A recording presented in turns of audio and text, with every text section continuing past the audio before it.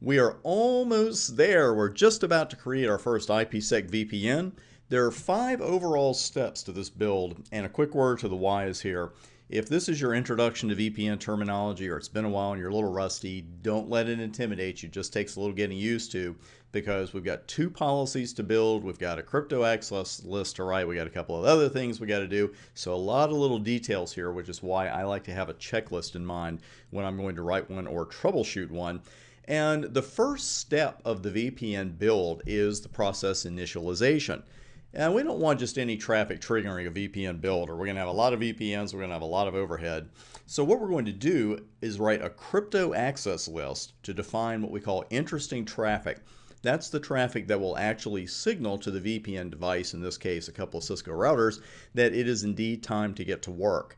I do not choose to configure the crypto ACL first. This is the first step in the build, but I like to get my policies taken care of first. That's the order we're going to take this in. So we're coming back to the crypto ACLs. Be sure you have these 2 phases totally clear in your mind as to what goes where and what's going on with IKE Phase 1 and IKE Phase 2.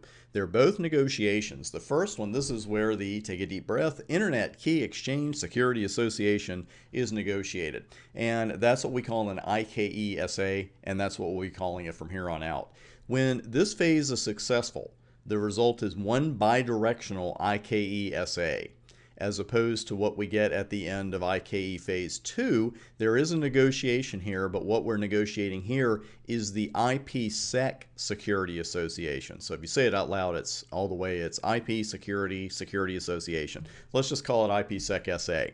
And when Phase 2 is successful, what we end up with is 2 separate unidirectional IPsec SAs.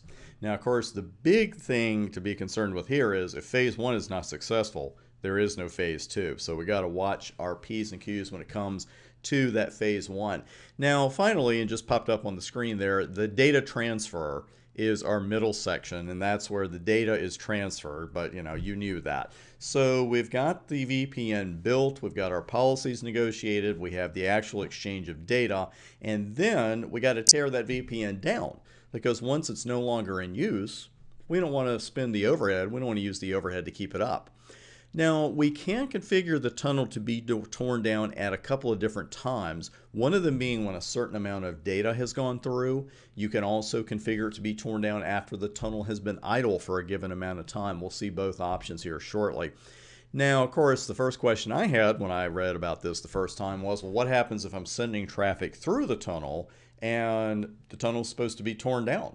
That doesn't sound good. Well, what can happen, and what will happen there, is that a new SA can and will be negotiated on the fly while the existing SA is still in place. So we're still in good shape if that's what happens. Now we're going to get to the fun stuff. We're going to start configuring. And in this lab, we're going to build a VPN between routers 1 and 3. There's a shared channel between them, frame relay to be exact. And just to show you here, let me go ahead and slide that over a bit. I will send a ping over to 172.12.123.3. Now that's slightly off the screen. I will bring that up. And we're in good shape. So we're using the 172.12.123.0/24 subnet, routers 1 and 3 communicating over frame, no problem at all. And we're going to concentrate our config, or get started actually, on router 1 with these 5 values. And as we go along, we're also going to discuss why you would pick certain ones here of encryption and the hash choices we're given, and also why you might not want to choose others. And also, I will upload a Cisco document. Instead of giving you the link, I'd rather give you the document because the links change. It's some information that's the source for the information you're going to see here, and it's well worth your time perusing it before you take your CCNA security exam. So let's dive right in. With authentication, we're going to do pre-shared keys. With encryption, we're going to do something called 3DES. Every once in a while, you'll see this called TDES for triple DES, but generally it's 3DES. Hash, we're going to use something called SHA, which I like to pronounce SHA.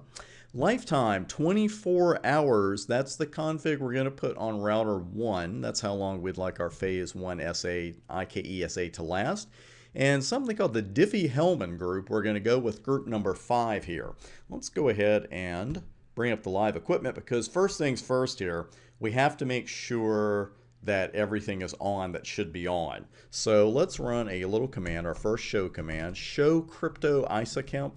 And you better get used to this one because this is the show command, obviously, for our phase 1 info.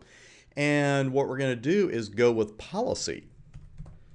And you might say, well, hey, we haven't configured anything yet. Well, we haven't, but there will be a default protection suite here on the router or your VPN device. And there's your default protection suite. We have not configured one yet. And you see a value for each one of the 5 categories I mentioned: encryption, hash, the authentication method, the Diffie-Hellman group, and the lifetime. Notice the lifetime mentions seconds and no volume limit. Remember that. It's good stuff to know. What we want to do, though, is configure a policy that goes along with the values that we had on the board. And let's go back to that. Pre-shared keys, 3 DES, SHA for the hash, 24-hour lifetime, and a Diffie-Hellman group of 5. So since that does not match up what we've got here, we've got to create our own policy. That's what we want to do anyway. So the command for that is crypto ISAKEMP policy. And then we're going to put the priority of the protection suite. I'm going to address what these priorities mean and when they come into play, but note that you have to assign one. There's no option for don't give it a priority. It's got to have one. And we drop into ISAKEMP policy configuration mode, and now we'll look at our options from there. And you can see it even mentions to us, pardon me, the ISAKEMP commands. That's nice. So we've got authentication, we've got encryption, group hash, and lifetime. So they're all there, along with the other usual suspects of default, exit, and no. Let's look at our options for authentication first. And we've got a couple of RSA options here. What we're going to do for this lab is you use pre-shared keys. And you'll notice there's no option there. So that's great. We're going to have pre-shared keys. Where are they? Where do we set them? That's coming up. We have to use a separate command for that. Now we're going to choose our encryption. And here we have a 3 DES, which is what we said we wanted to use. We have an AES and DES data encryption standard. Let's go back to the board for a moment because I want to discuss those 3 with you and what Cisco has to say about them. And also you'll see this information in the PDF that I left for you. DES, you know, it's easy on your router resources, but this is a very big but. It is the least secure of the 3. It was fine in its time, but it is no longer considered secure, and Cisco actually recommends that you actively avoid its use. Now, 3 DES or triple DES, it's very similar to DES in operation, but as you'd expect from the name, a block of data is going to be processed 3 times rather than once. And the word generally used to describe 3 DES level encryption is adequate. You know, it's okay. It's not great, but it's okay. Now, AES can be really great. The Advanced Encryption Standard, it's much stronger overall security than either one of the other 2 choices, but also it requires an iOS later than 12.3T to run AES, which in today's network shouldn't be any issue for you, either lab or production. But we're going to stick with 3 DES here. Now, I want to bring a couple of terms to your attention that, again, I say this often, you need to have these crystal clear in your head, which is which. Now, all 3 of these are what we call symmetric encryption algorithms because they use a single key that performs both encryption and decryption. That's opposed to asymmetric encryption algorithms, which use 2 keys, a public key and a private key, the public key used for encryption and the private key for decryption. So with all of that in mind, we are going to go with 3 DES here. And what else do we have? The hash choices. Officially, the full word is hash. I'll put has, so that was fine. Now we have that secure hash standard, SHA. And we have our old friend MD5. Remember MD5 from your CCNA studies? It's really one of the first encryption algorithms you run into. And not to badmouth MD5 right in front of it because I know it's sitting right there, but I mentioned this in your CCNA studies, so I'm going to mention it again here, and Cisco does as well in their documentation. You got to watch the use of MD5 because especially the version of it that is used to encrypt passwords in your config, you know, when you run that certain command, remember service password encryption, well, that uses MD5. And what it's really good for is very casual attacks, or I should say defending against very casual attacks. MD5 is easily crackable. That's not just me talking. Cisco will tell you that. Their version of MD5 on the routers, you can pop it. You can find a program to pop it loose in less than 30 seconds, probably less than 5 if you know where to look. And so the problem is with MD5, of course, is not particularly secure, obviously. It's good to prevent what we call the over-the-shoulder network attack. You know, when someone's in your room, your server room that shouldn't be there, and they look over your shoulder and say, oh, his password is CCNA. Well, it's good to prevent that, but that's about all I would really depend on it for. So here, we're going to take SHA. Now, with Diffie-Hellman group, my fault.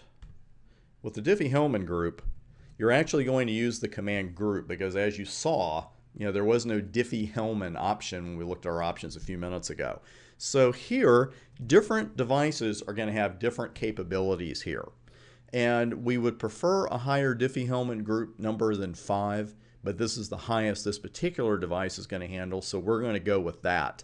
And the higher the number, the larger the modulus, and it is considered more and more secure. As a matter of fact, I think Cisco tells you really not to use group 1, even though it's still widely available. So let's go ahead and go with group 5 there. And lifetime. Now, I gave you a spoiler on this earlier. On the board, I broke it down into seconds for you. But let's say I came up to you and said, hey, I know you just got your CCNA security certification by taking Chris Bryant's class. I need you to set write the policy, and I need you to set the lifetime of it to 24 hours. That's a great job interview question. Someone comes in, just see if they know what they're talking about. Hey, write me an IKE Phase 1 policy. And if I asked you to write lifetime for 24 hours, what would you put right here? We're going to talk about that and continue this lab at the beginning of the very next video.